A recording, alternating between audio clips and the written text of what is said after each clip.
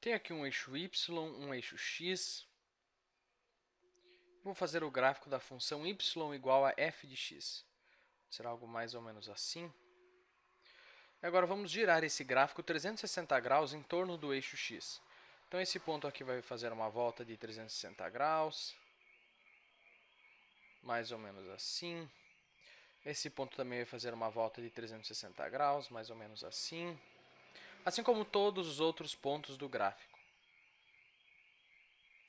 Nós vamos ter algo mais ou menos assim. Temos como ver aqui a parte de dentro, certo? E o eixo x também, na verdade, fica encoberto. Nós podemos deixar o eixo x ali pontilhado para mostrar que ele ainda existe, ainda está ali. E esse gráfico da função y igual a f de x, eu não falei antes, mas ele vem aqui de A até B. Bom, nós já sabemos determinar o volume de um sólido assim obtido pela rotação de um gráfico em torno do eixo x. Mas nesse vídeo vamos falar sobre a área. Qual é a área dessa superfície de revolução obtida pela rotação desse gráfico em torno do eixo x? Bom, a abordagem aqui é semelhante àquela utilizada lá no vídeo onde nós vimos como determinar o comprimento de uma curva. Nós podemos aproximar esse gráfico de y igual a f de x usando vários segmentos de reta. Eu posso aproximar usando aqui, sabe, aqui, aqui e aqui. Então, usando 4 segmentos de reta, nós temos como aproximar esse gráfico. Nós podemos girar cada um desses segmentos de forma independente em torno do eixo x. Nós vamos ter, então, 4 superfícies de revolução. E somando as áreas dessas 4 superfícies, nós vamos ter uma aproximação da área de fato que eu quero descobrir. Agora, girando um desses segmentos em torno do eixo x, o que nós obtemos? Bom, eu vou pegar esse segmento aqui e ampliar aqui do lado. Então, ampliando aqui do lado, pode ser esse segmento aqui.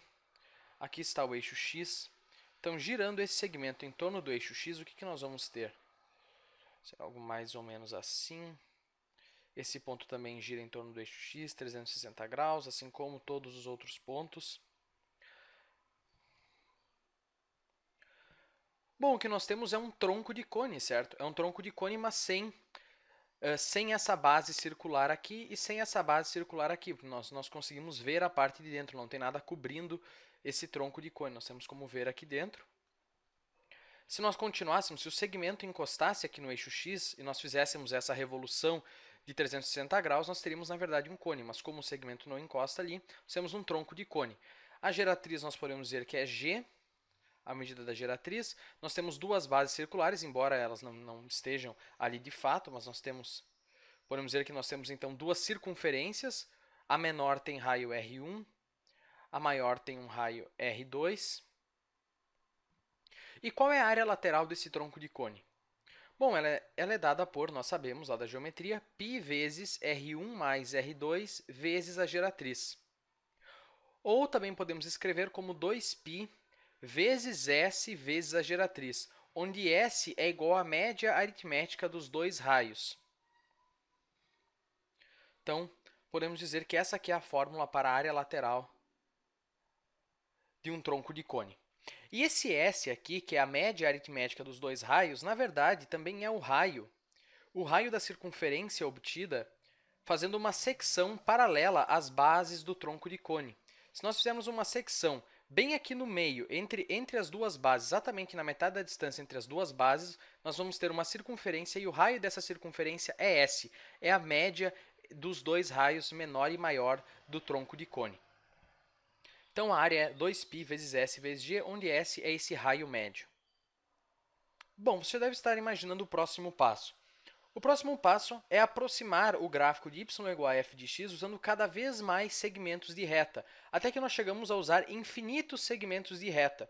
E, consequentemente, nós vamos ter infinitos segmentos de reta sendo girados em torno do eixo x e formando infinitos troncos de cone.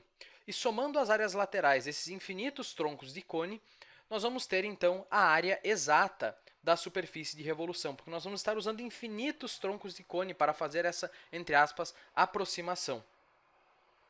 Então, nós podemos pegar aqui um certo valor x, que vai corresponder aqui a um f de x na função, f de x, então esse comprimento aqui é f de x. Lembre-se, o gráfico da função está em verde, em laranja são as aproximações. E nós podemos pegar um intervalo infinitamente pequeno dx em torno desse x. Isso vai corresponder a uma parte infinitamente pequena do gráfico da função, que tem um comprimento ds, e que corresponde também a uma variação em y infinitamente pequena dy. E girando, então, essa pequena parte da função ds em torno do eixo x, nós vamos ter um tronco de cone infinitamente pequeno. Nós poderíamos dizer, quem sabe, infinitamente fino aqui na direção x. Nós podemos até usar essa figura que já está pronta para representar a situação. Então, nós vamos ter essa parte infinitamente pequena do gráfico de f de x, que tem um comprimento ds. Então, nós podemos dizer que nós vamos ter aqui o comprimento ds infinitamente pequeno. Aqui nós temos o nosso x e um intervalo infinitamente pequeno em torno de x, que é dx. E aqui nós temos uma variação em y infinitamente pequena dy. Além disso, o raio dessa secção aqui, que seria o raio médio S, corresponde ao raio dessa secção aqui, que é f de x. Então, o raio médio aqui é f de x. E girando essa parte do gráfico de f de x em torno do eixo x, nós vamos ter esse tronco de cone, cuja área, nós sabemos, é dada por essa fórmula. Então, a área vai ser 2π vezes s, s sendo, então, f de x, é o raio médio, e g, a geratriz, no caso, é ds. Essa é a área lateral do tronco de cone assim obtido. E esse ds, nós sabemos, é igual à raiz quadrada de 1 mais dy sobre dx ao quadrado vezes dx. Isso já demonstrei lá no vídeo sobre o comprimento de uma curva. Decorre da aplicação do Teorema de Pitágoras a esse triângulo retângulo aqui, com um pouco de manipulação algébrica. Você pode conferir lá no vídeo sobre o comprimento de uma curva. Vou deduzir de novo aqui. Então, isso aqui fica 2π vezes f de x vezes ds, que pode ser escrito como a raiz quadrada de 1 mais dy sobre dx ao quadrado é a derivada de f de x ao quadrado vezes dx. Então, essa é a área lateral desse tronco de cone. E o que falta agora é somar as áreas de todos esses infinitos troncos de cone de A até B, ou seja, integrar essa fórmula aqui. Nós vamos integrar de A até B essa fórmula que nos dá a área lateral do tronco de cone. Então, a integral de A até B de 2π vezes f de x vezes a raiz quadrada de 1 mais f' de x ao quadrado dx é a fórmula para a área de uma superfície de revolução obtida girando um gráfico y igual a f de x em torno do eixo x de A até B. Aí, claro, como esse 2π é um valor constante, nós podemos trazer ele aqui para fora da integral e nós vamos ficar com a fórmula da área de uma superfície de revolução na sua forma mais clássica.